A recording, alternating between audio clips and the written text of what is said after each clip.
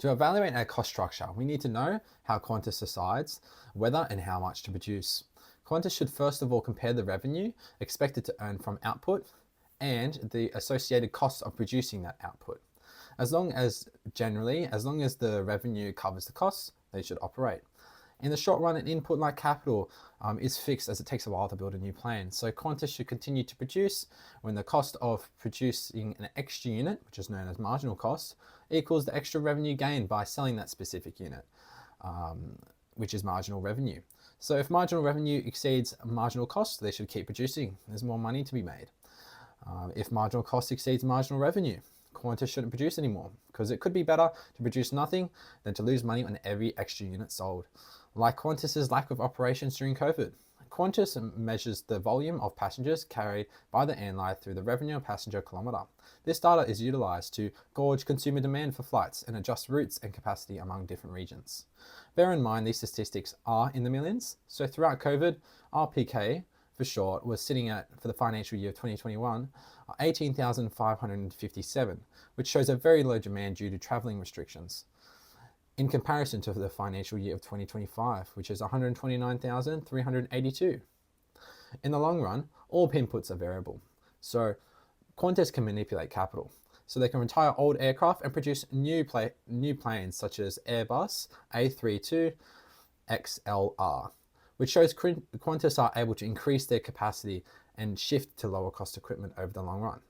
However, while a perfectly competitive firm produces where price equals marginal cost, which is the minimum average total cost, where productive and allocative efficiency is achieved, Qantas's presence in an oligopolistic market demonstrates that pricing at marginal cost can be unsustainable at times, as ticket prices must exceed the marginal cost to cover variable cost changes, such as fuel, and the high cost of developing aircrafts, or the high fixed costs in that case. Qantas should aim to produce at an output level where price covers the average total cost, which is the normal profit, as they're able to maintain a market share and reinvestment capacity through service quality. Even if they were to sell tickets at the price greater than marginal costs, it could lead some allocative inefficiency, but it generally promotes long-term stability, as inputs are very sensitive within the market and the need for the high capital presence to operate. It may encourage entry as well into the market by producing this extra profit, which is known as an economic profit. However, barriers such as the high amount of capital needed and regulations can allow for some room for economic profits without new market entries from different businesses. Qantas's profit trends as well through the financial year of 2024 and 2025 show the successfulness of the previous statements, as Qantas was able to cover variable costs whilst additionally making returns by charging a ticket price that is above the marginal cost. If input prices rise, the cost of production also rises, so the marginal cost and average total cost shifts upwards. Firms produce less output and can even shut down, as I mentioned before, similar to COVID. Qantas's high leverage or high operating leverage can make it sensitive to cost shocks, as they can slowly chew away margins, especially if revenue has little to no growth. This is where production was halted due to the lack of demand for flights and Qantas being unable to cover those variable costs. So therefore, simply not producing at all may be the best decision, as the company only has to deal with its fixed costs. So if input prices fall as well, production is cheaper. Marginal cost and average total costs shift downward. People produce more and increase profit.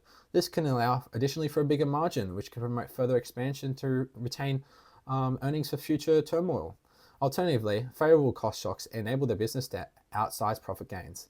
However, due to the oligopolistic nature of the market and game theory, it is likely cost reductions will be passed on the consumer if no credible threat is made, as the major domestic and international airlines fight for more market share. So to avoid an absurd amount of volatility, Qantas could also hedge fuel and inventory and other foreign currencies reserves to manage the severity of input cost shocks.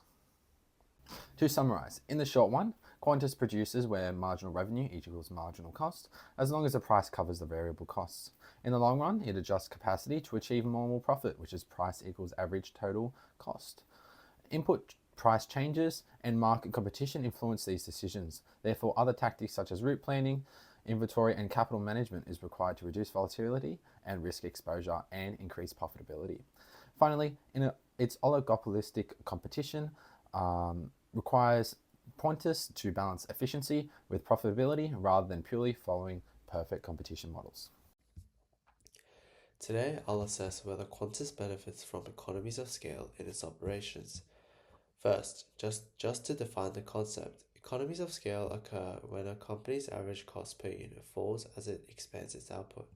In the airline industry, scale is significant because of the high proportion of fixed costs, such as aircraft, maintenance facilities, IT systems, and training.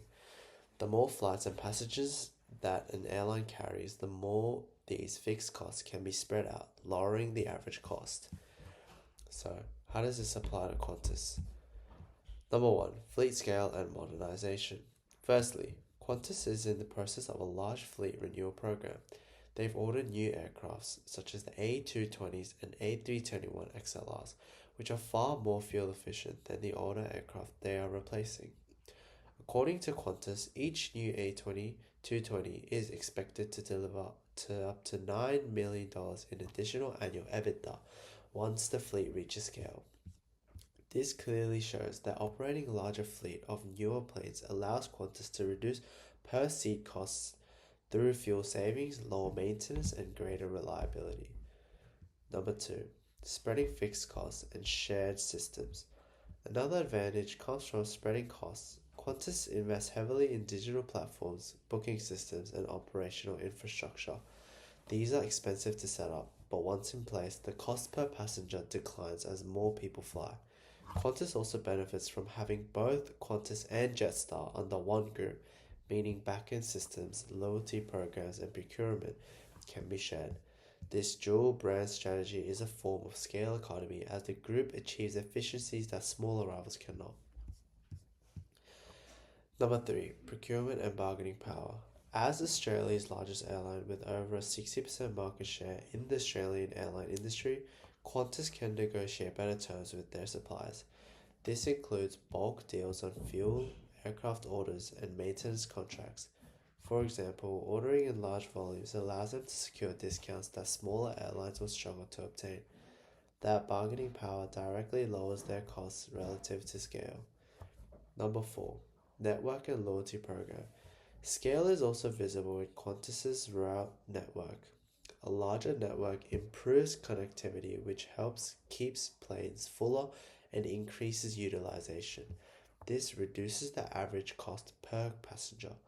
The Qantas Frequent Flyer program also benefits from scale as its fixed operating costs are spread across millions of members, turning it into a highly profitable division that strengthens the group's competitive position. Number 5. Limitations and diseconomies. However, scale benefits are not unlimited. Qantas still faces rising costs in areas like wages, airport charges, and supply chain expenses.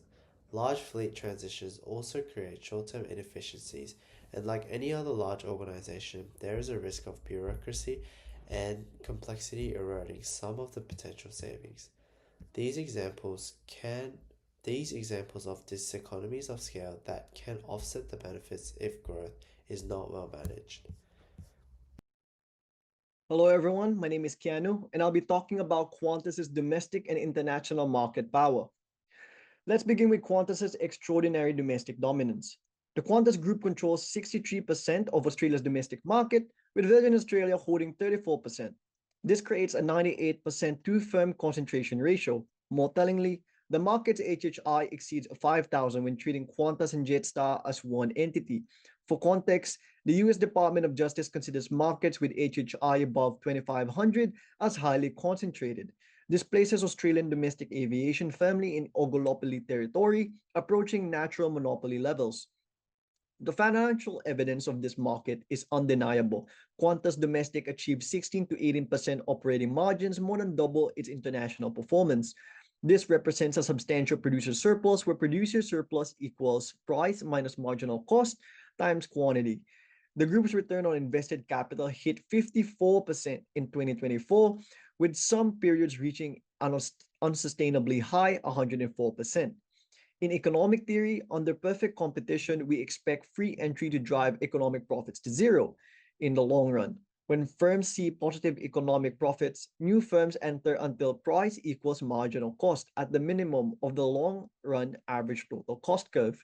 However, Qantas maintains these extraordinary returns indefinitely because barriers to entry prevent this competitive mechanism from operating.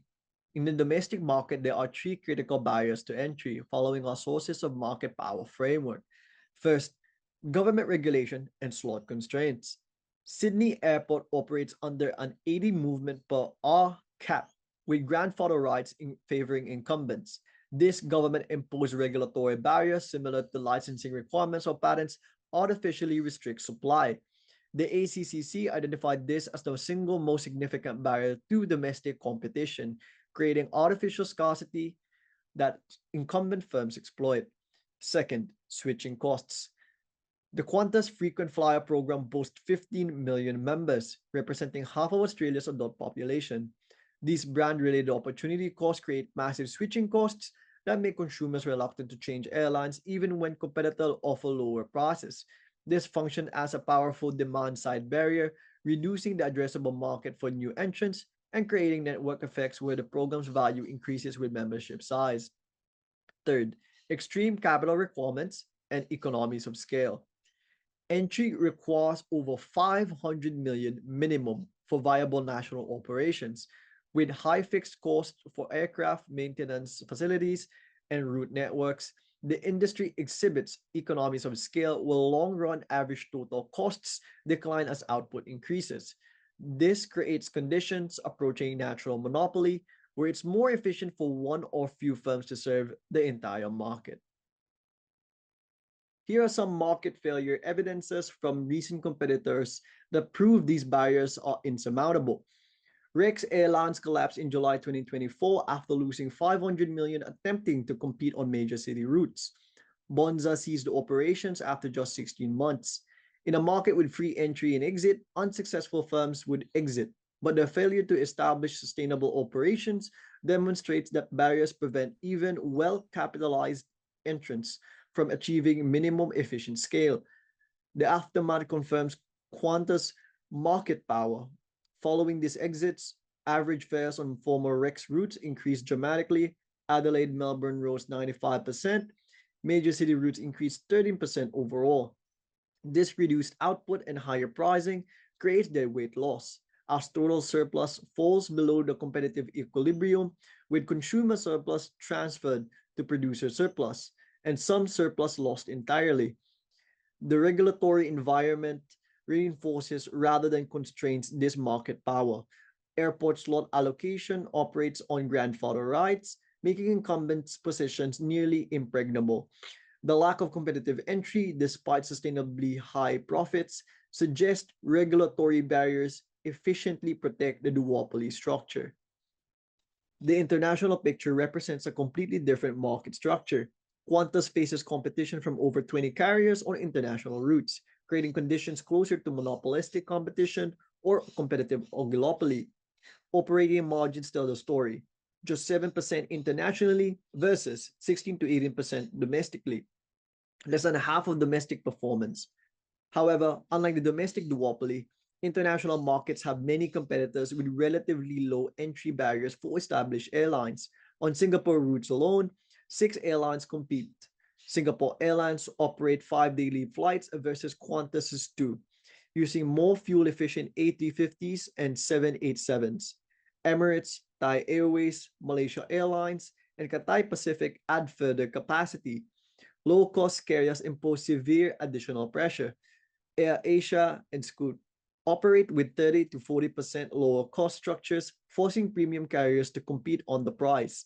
This oligopolistic competition with product differentiation resembles Bertrand competition, where firms compete primarily on price with differentiated products, driving prices toward marginal costs even with few competitors. The result? Qantas acts more as a price taker on international routes. Qantas' international strategy relies heavily on strategic partnerships, but these provide competitive parity rather than competitive advantage. The One World Alliance membership and Emirates partnership deliver network reach and code sharing benefits. However, competitors possess equivalent advantages. Singapore Airlines anchors the Star Alliance, Emirates operates independently with superior fleet economics, and Virgin Australia's new partnership with Qatar Airways adds significant competitive capacity to Australian routes. These alliances represent a form of product differentiation in monopolistic competition, where firms sell differentiated products but face free entry that prevents sustained economic profits. Each alliance offers unique routing options and loyalty benefits, but none provides decisive market power. The Trans-Tasman market provides perfect behavioral evidence of competitive dynamics. Economic theory predicts that firms with market power set prices where marginal revenue equals marginal cost. This represents classic veteran competition behavior, where firms undercut competitors to gain market share, driving prices toward marginal costs. In a market with monopoly power, we would observe stable pricing at levels maximizing producer surplus. Instead, aggressive price competition maximizes consumer surplus, demonstrating genuine competition for market share rather than coordinated oligopoly behavior. Internationally, bilateral air service agreements and open sky policies create relatively free entry for international carriers. While some restrictions exist, the regulatory environment is far more competitive than domestic, allowing multiple carriers to serve popular routes and preventing the slot scarcity that protects domestic incumbents.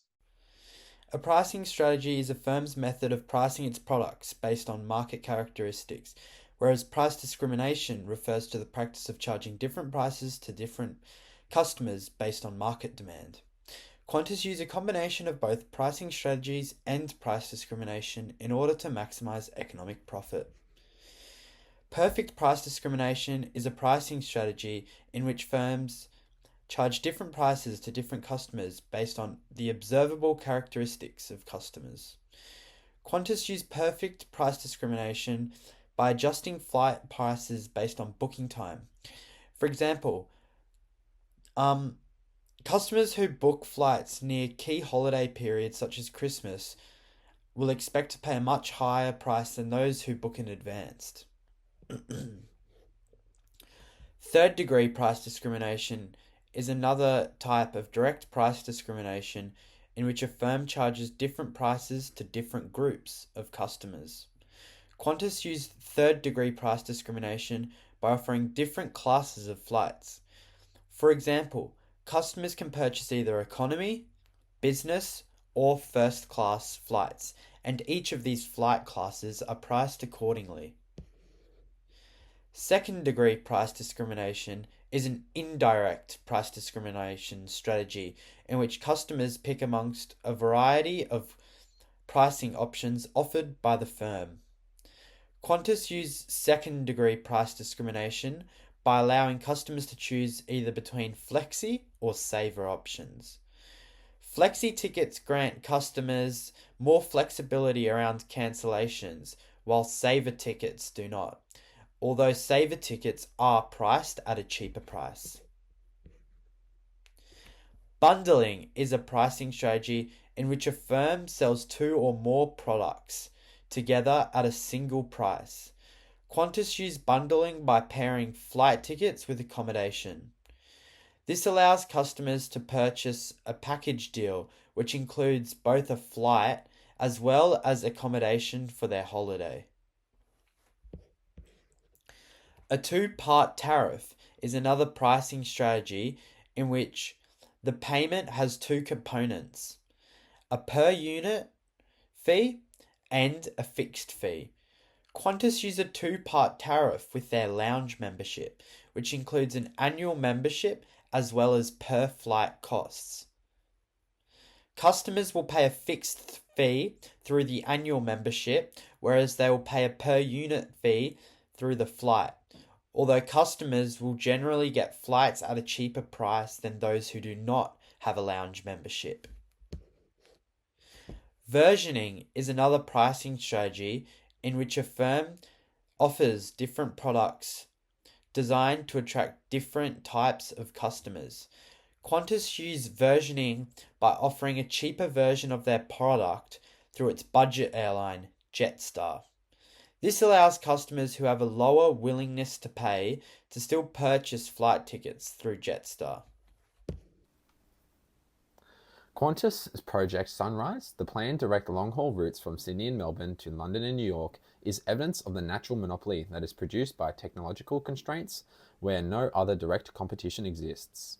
A natural monopoly is a market structure where it is more efficient for a single firm to produce industry output due to extreme advantage and extreme economies of scale.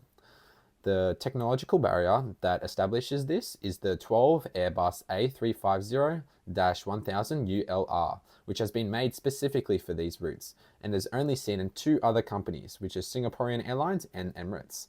With other aircraft orders like the Boeing 777-8, which are similar, takes 3 to 5 years to be operational, and a 5 to 7 year period is created where no competitor can physically operate these routes, even if incentivized.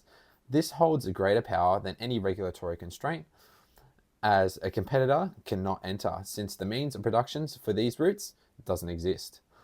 Additionally, massive fixed costs make it more economically efficient for a monopoly to produce all the output or the industry output rather than establishing a competitor in the production process.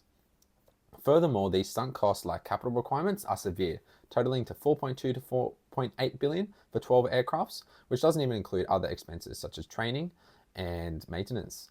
London and the New York acquisition slots additionally cost $100 to $150 million, while landing slots trade between $50 to $75 million each. In conjunction, 2 daily slot pairs are required to operate at each airport, showing the additional costs involved by regulatory barriers. Moreover, regulatory certification takes more than 3 years to acquire as the extraordinary reliability of the aircraft is tested, making the earlier mover advantage more of concern for future competitors. Since airlines need to be prepared for the worst case scenario, this creates a time-based barrier that adds a further delay to the competitive responsiveness, even if they will be able to even acquire this specific aircraft. The current Perth to London route proves this strategy as immediately profitable. Since this was achieved in March 2018, the average load factors were consistently above 90%, demonstrating the exceptional returns made from the ultra long-haul monopolies.